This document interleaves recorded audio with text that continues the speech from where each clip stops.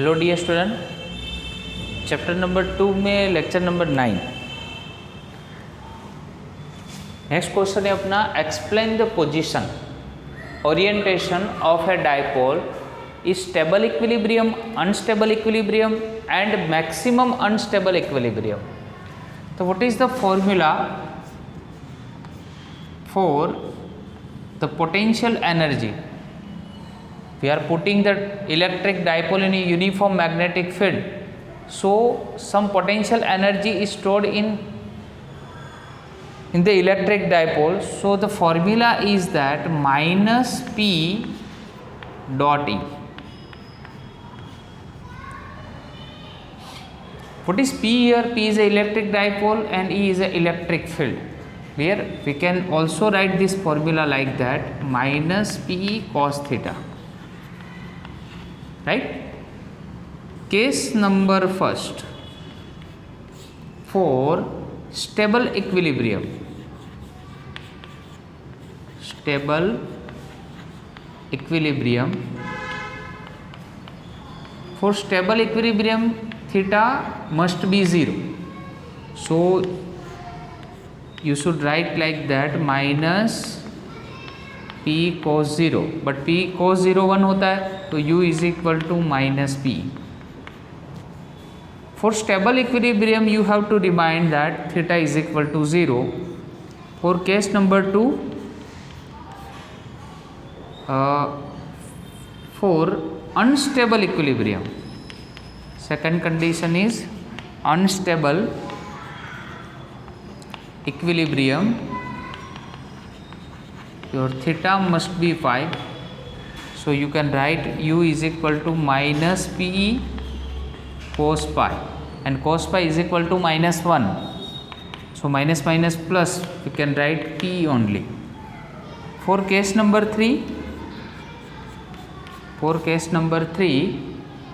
we can write the maximum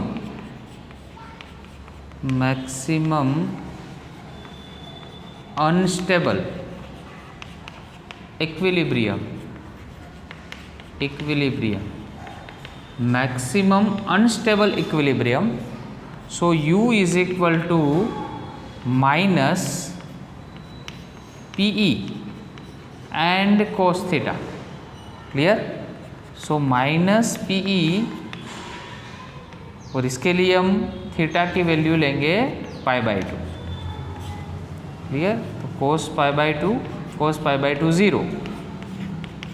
That's why potential energy will become 0 here, minus P here, and for theta is equal to 0, sorry, U is equal to PE here. Clear? So you have to remind value of angle for stable equilibrium, unstable equilibrium and the maximum unstable equilibrium. Clear? Now move on to the next question. Obtain the equation of electric potential of a dipole from equation of potential energy of a system of 2 electric charges. ठीक है, तो यहाँ तक तो हमने formula पढ़ा था, U is equal to minus P into E. But ए वाला जो फॉर्मूला है वो थोड़ा डिफरेंट है, क्योंकि उसमें K Q1 Q2 divide by R हम लिखते थे, बट यहाँ पे Q² इसलिए लिखा है बिकॉज, तो यहाँ पे आपको बोला है equation of electric potential energy of electric dipole.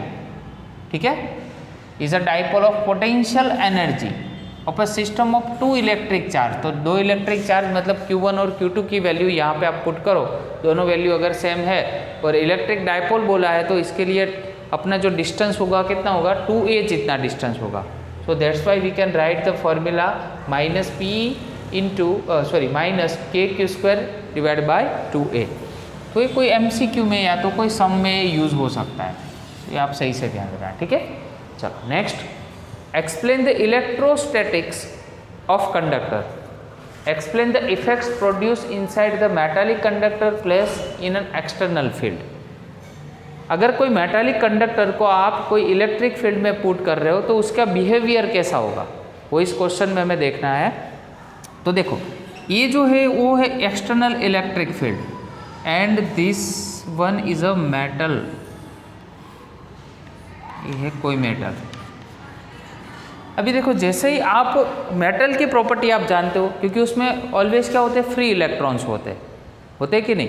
तो फ्री इलेक्ट्रॉन्स कैसे होते हैं, क्योंकि जैसे कोई मेटल होता है, कोई पर्टिकुलर कोई भी गोल्ड मेटल अगर सपोज आपने लिया, तो उसमें से उसके जो एटम्स होते हैं, वो एटम्स में से कुछ इलेक्ट्रॉन्स वो बाहर आउटसाइड जाते हैं, ठीक है। जैसे ही वो मेटल फॉर्म होता है तो उसमें से एटम में से इलेक्ट्रॉन बाहर निकलते हैं, तो उसको हम क्या बोलते हैं, फ्री इलेक्ट्रॉन्स बोलते हैं। वो मेटल के बाहर नहीं निकल जाते बट उसके एटम से बाहर निकल जाते हैं, ठीक है, तो उसको हम फ्री इलेक्ट्रॉन्स बोलते हैं। तो there are so many free electrons in the metal surface, so we can say that जो उसमें फ्री इलेक्ट्रॉन्स है, तो इलेक्ट्रॉन्स पे कौन सा चार्ज होता है, नेगेटिव चार्ज होता है।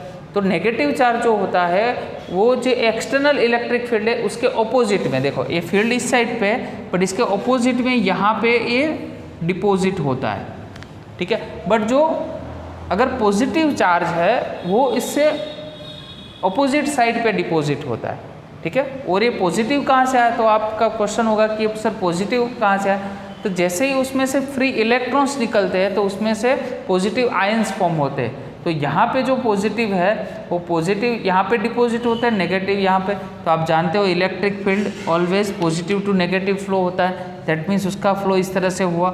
ये कौन सा डायरेक्शन है, इनसाइड इलेक्ट्रिक फील्ड का है, electric field of inside in a metal, clear.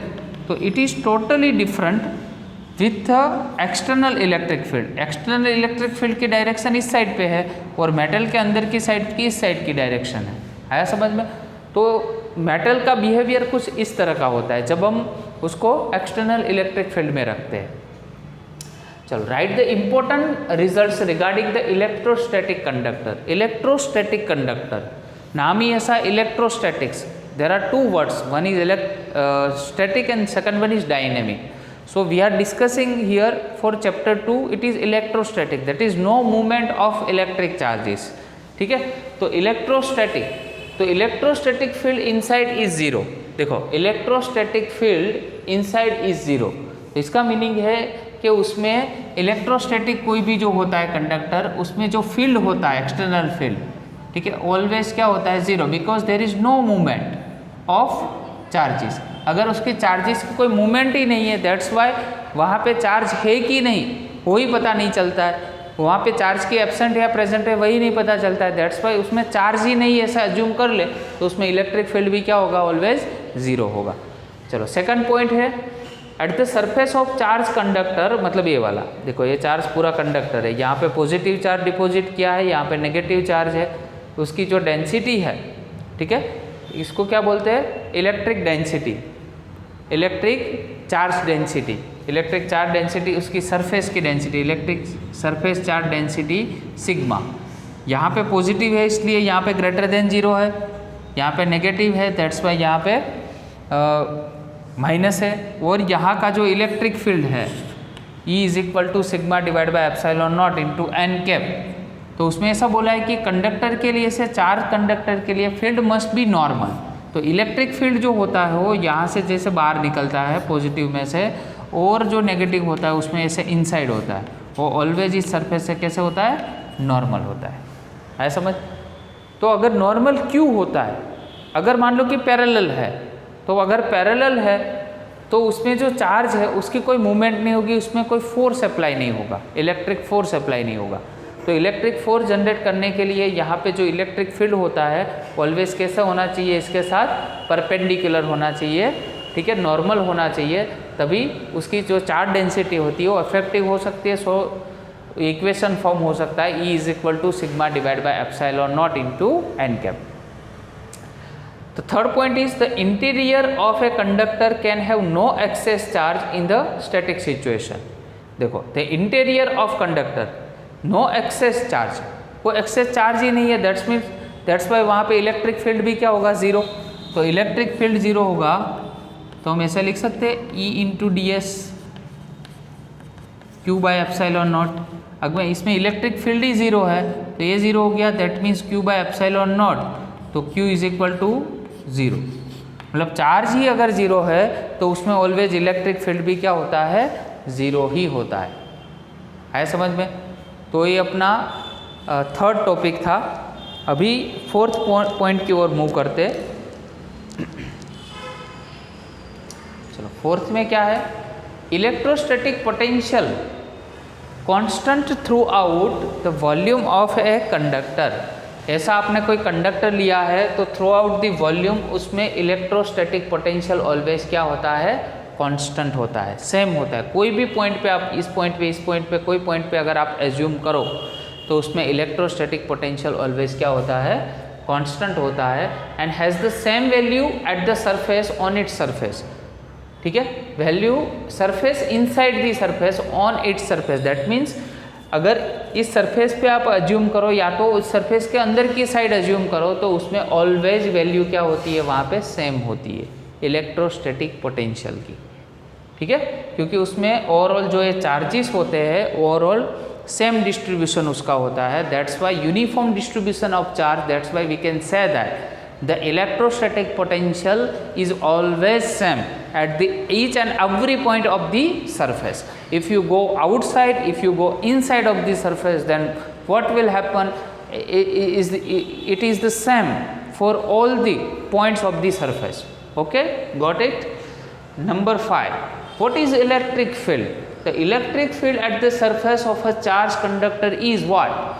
We already studied this topic in chapter number 1st. For infinite plane, it is sigma divided by epsilon naught. E is given by sigma divided by epsilon naught, and the n cap is what? N cap is a unit vector which is showing the direction of electric field. Clear? Is got it? Electric field at the surface is given by this formula. So you have to remind this formula for MCQ as well as examples. 6. The electric field inside the cavity of conductor is 0. If you have a cavity of any type of metal, any type of conductor, metal cavity, you know about which the one kind of wall inside any metal or metal or conductor. तो उस conductor और metal के लिए अगर आप electric field वहाँ पे अगर देखो कंडक्टर के लिए कुछ कैविटी में, तो कैविटी में ऑलवेज क्या होता है? इलेक्ट्रिक फील्ड जीरो होता है। Why it is zero? Just because of electrostatic shielding. Electrostatic shielding is develop here, so there is no presence and there is no allowance of entrance of any external charges over here. So that's kind of this kind of phenomenon that we can say that electric field inside the cavity must be zero. Okay, so these are the main points for electrostatic conductor. So you have to remind this point, and then after you briefly note down this point. I have explanation about all these point in a brief, so you have to note down all the points in your point, and you should have to remind about the formula and the concept as well as they were looking for in a board examination. Okay, thank you very much.